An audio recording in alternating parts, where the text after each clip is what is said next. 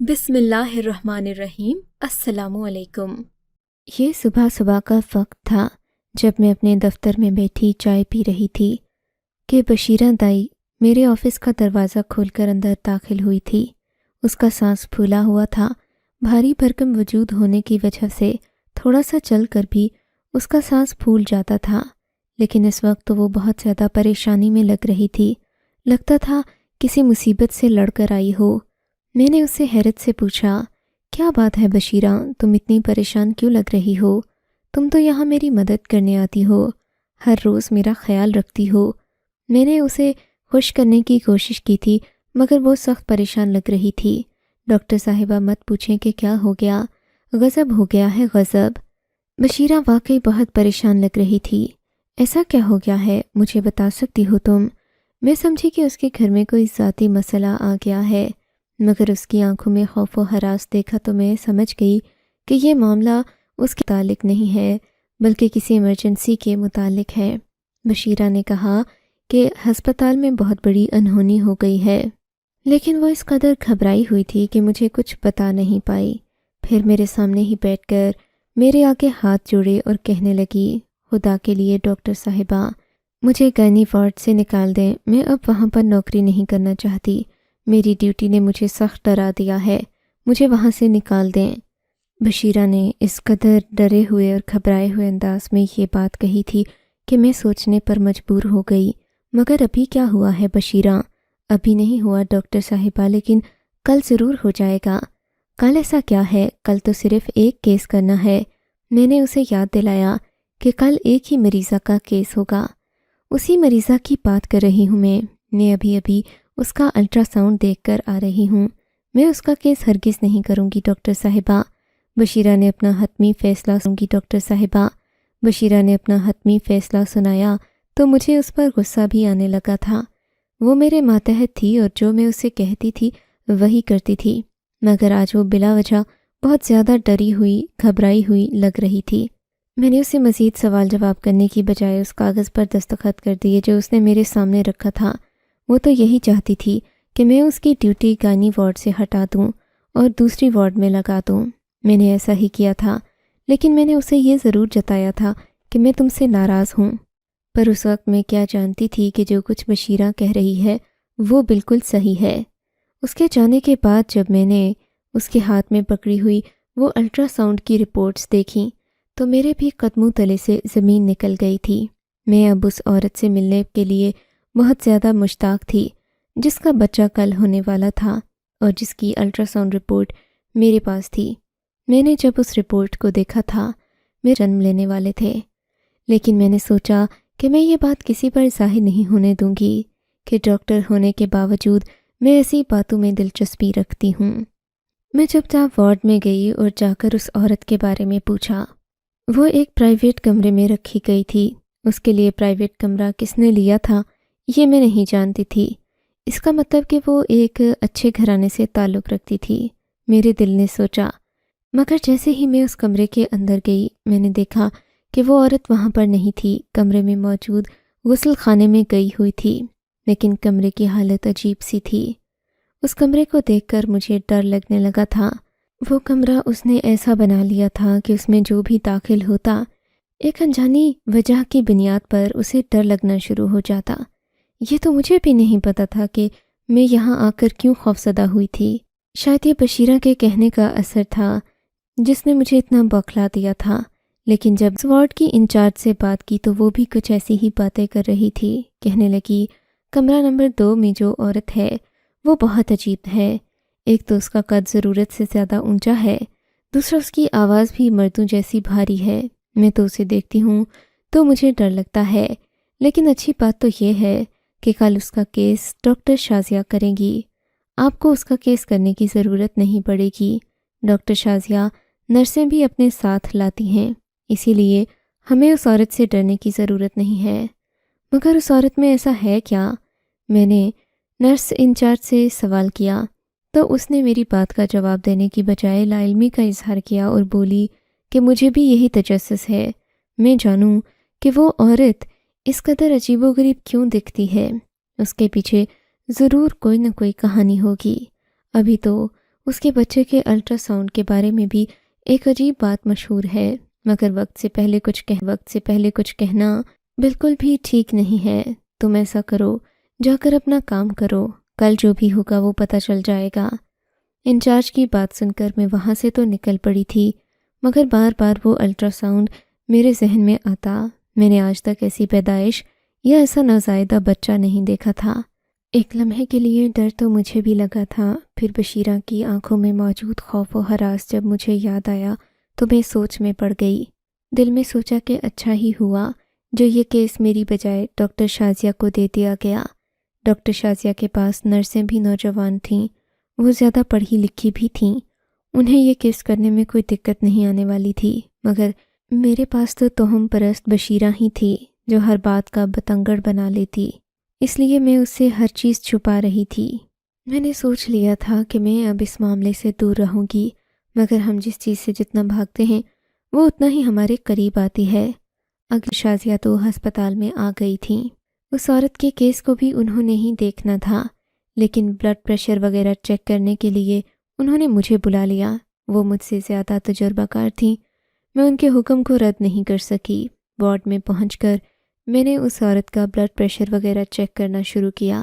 دیکھا تو اس کا بلڈ پریشر خطرناک حد تک ہائی ہو چکا تھا، اس کی آنکھیں دہکتے ہوئے انگارے کی مانند تھیں، اسے دیکھ کر لگتا تھا کہ ابھی یہ مجھے کھا جائے گی، اور پھر یقیناً اس کے چہرے پر غصہ کسی نہ کسی وجہ سے تھا۔ میں نے اس سے بات کرنے کی بھی کوشش کی کہ اسے کیا پریشانی ہے، وجہ جان سکوں، مگر وہ تو کھا جانے والی نظروں سے مجھے دیکھ رہی تھی۔ میں نے ڈاکٹر شازیہ کو بلڈ پریشر بتانے کے ساتھ ساتھ یہ بھی کہہ دیا کہ اس عورت کو کسی نفسیاتی ڈاکٹر کی ضرورت ہے، کیونکہ یہ بہت زیادہ پاگل پن کی حد تک غصے کی حالت میں تھی، اس لیے اس کا بچہ پیدا ہونے سے پہلے اس بات کی طور پر پرسکون ہو۔ ڈاکٹر شازیہ نے مجھے عجیب سی بات بولی، کہنے لگیں یہ ذہنی پرسکون تب تک نہیں ہو سکتی جب تک اس کا بچہ اس دنیا میں نہ آ جائے۔ ڈاکٹر شازیہ کی بات تو بالکل صحیح تھی، لیکن تبھی اس عورت نے چیخ کر ایک عجیب سی بات بولی، دعا کرو جیسا بچہ الٹرا ساؤنڈ میں ہے ویسا ہی پیدا ہو۔ میں نے اس کی بات سنی تو حیران رہ گئی تھی، کیونکہ الٹرا ساؤنڈ میں دکھائی دینے والے بچے کے لیے میں تو اتنی خوفزدہ تھی کہ اسے دیکھ کر بھی مجھے لگتا کہ ہم کسی انسان کی بجائے کسی اور مخلوق کے بچے کو پیدا کر رہے ہیں۔ میں بھی اب وہاں سے گھبرانے لگی تھی۔ میں اپنے آفس میں آ گئی تھی۔ اس عورت کی مجھے باتیں سمجھ نہ آتی تھیں، وہ اتنی بے چین تھی، مگر اپنے بچے کے بارے میں ایسی دعائیں کر رہی تھی جنہیں میں دعا نہیں بد دعا کہوں گی۔ بس اب مجھے اس لمحے کا انتظار تھا جب اس عورت کا بچہ اس دنیا میں آ جاتا اور میں اس کے چہرے کے تاثرات دیکھتی۔ اپنے آفس میں جانے کے بعد بھی میرا دھیان اسی عورت اور اس بچے پر تھا۔ دل تو میرا اسی وارڈ میں اٹکا ہوا تھا، اس کا کیس تو شروع ہو چکا تھا، اور ساتھ ہی میرا بھی ڈر بڑھتا ہی جا رہا تھا، مگر میں خاموش تھی۔ میں نے سوچا کہ خامخواہ اپنے ڈر کی وجہ سے دوسروں کو بھی خوفزدہ نہیں کرنا چاہیے۔ مگر ابھی آدھا گھنٹہ ہی گزرا تھا کہ ڈاکٹر شازیہ کی وارڈ سے چیخوں کی آوازیں آنے لگیں۔ چیخو پکار کی یہ آوازیں سن کر میرے بھی کان کھڑے ہو گئے۔ میں اس طرف جانے کے لیے بھاگی، مگر وارڈ کے دروازے پر پہنچتے ہی مجھ پر یہ انکشاف ہوا کہ وارڈ کا دروازہ اندر سے بند کیا جا چکا تھا۔ یہ کس نے کیا؟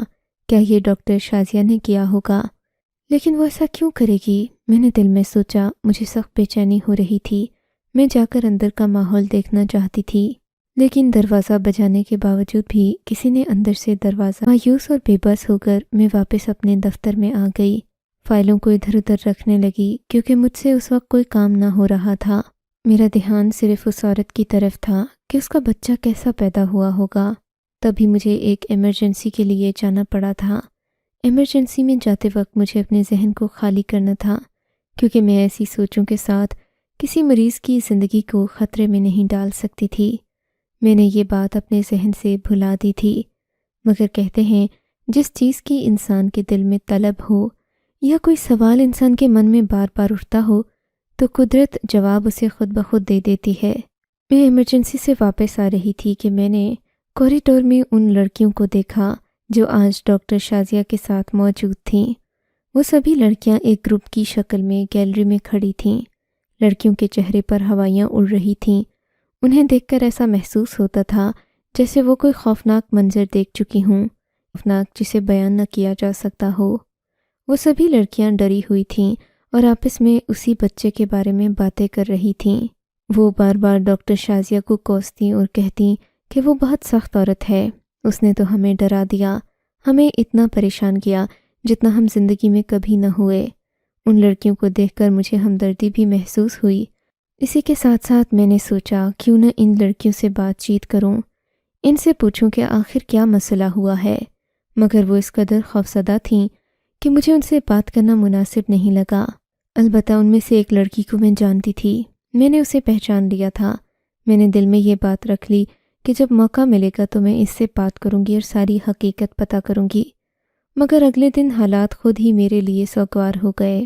مجھے ڈاکٹر شازیہ نے فون کر کے بتایا کہ وہ چھٹی پر جا رہی ہیں، اس لیے میں ان کی پیشنٹ کے پاس چلی جاؤں تاکہ اس کی دیکھ بھال بھی ہو سکے اور میں اسے ڈپریشن سے باہر نکالنے کی بھی کوشش کروں۔ ڈاکٹر شازیہ نے بتایا کہ اس بچے کی ماں بہت زیادہ پریشان تھی، بشیرہ بھی اس کے پاس نہیں جا رہی، حالانکہ وہ اتنی مضبوط اور تجربہ کار عورت ہے، مگر اس کے باوجود اس نے اس کے پاس جانا مناسب نہیں سمجھا۔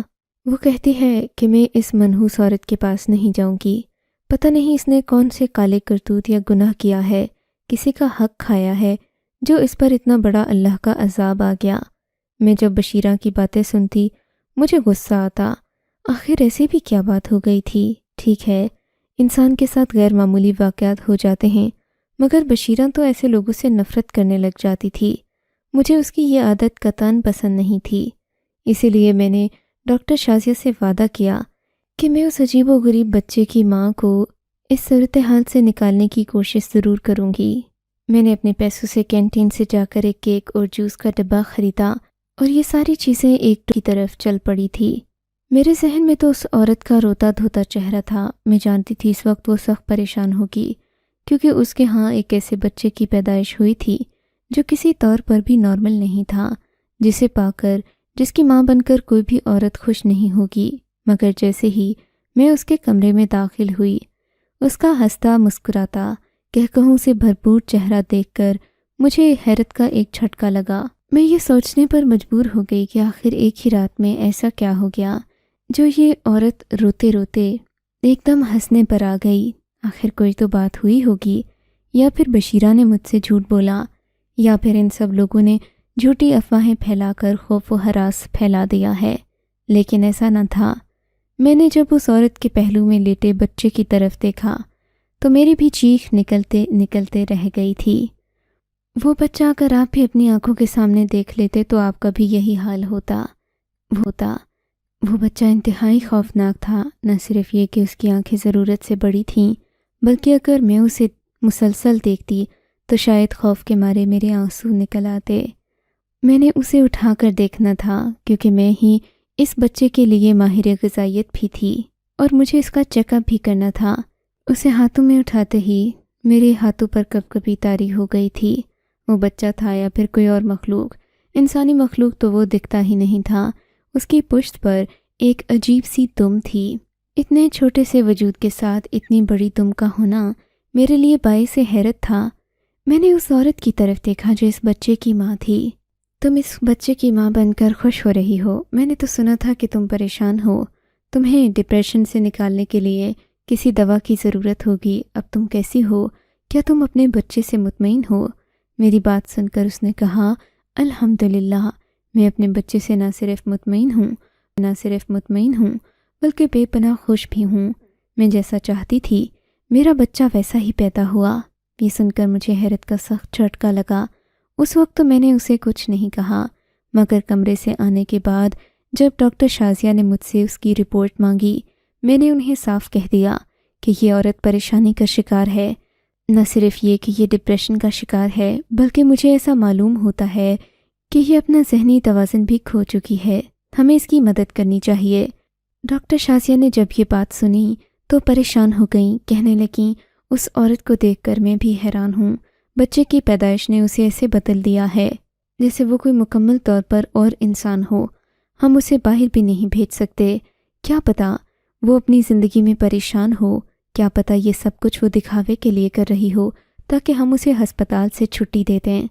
میں نے ڈاکٹر شازیہ سے مشورہ کیا کہ ہم اس عورت کا ایک نفسیاتی ٹیسٹ لے لیں تو پاگل پن میں کر رہی ہو، اگر ایسا ہے تو ہمیں اس کا علاج کرنا چاہیے۔ ڈاکٹر شازیہ کا بھی یہی خیال تھا کہ کوئی عورت ایسے بچے کی ماں بننے کے بعد جس کی پشت پر اتنی بڑی دم ہو وہ خوش نہیں ہو سکتی۔ اگر وہ یہ کہہ رہی ہے کہ اس کا بچہ ایسا پیدا ہوا اور اسے اس بات کی خوشی ہے تو یقیناً اس میں کوئی نہ کوئی گڑبڑ ہے۔ ڈاکٹر شمائلہ نے کہا کہ اس عورت سے بات کرنے کی بجائے اور ہسپتال میں رکھنے کی بجائے بہتر ہے کہ تم اس کے گھر جاؤ، گھر جا کر اس کے حالات زندگی کو دیکھو، پرکھو، پھر کوئی فیصلہ کرو۔ یوں ہی ہم اندھیرے میں تیر نہیں چلا سکتے، کیا پتہ وہ صحیح کہہ رہی ہو، کیا پتہ وہ اپنے نوزائیدہ بچے کی ہی دشمن ہو۔ ایسی بھی بہت سی عورتیں پائی جاتی ہیں جو اپنے بچوں کی بھلائی نہیں چاہتی، لیکن بچے کے پیدا ہوتے ہی کوئی ماں ایسا کیوں کرے گی؟ یہ بات میری سمجھ سے باہر تھی، لیکن اب تو اس عورت کے ساتھ ہمدردی کے ساتھ ساتھ تجسس بھی جڑ چکا تھا۔ میں اسے جاننا چاہتی تھی،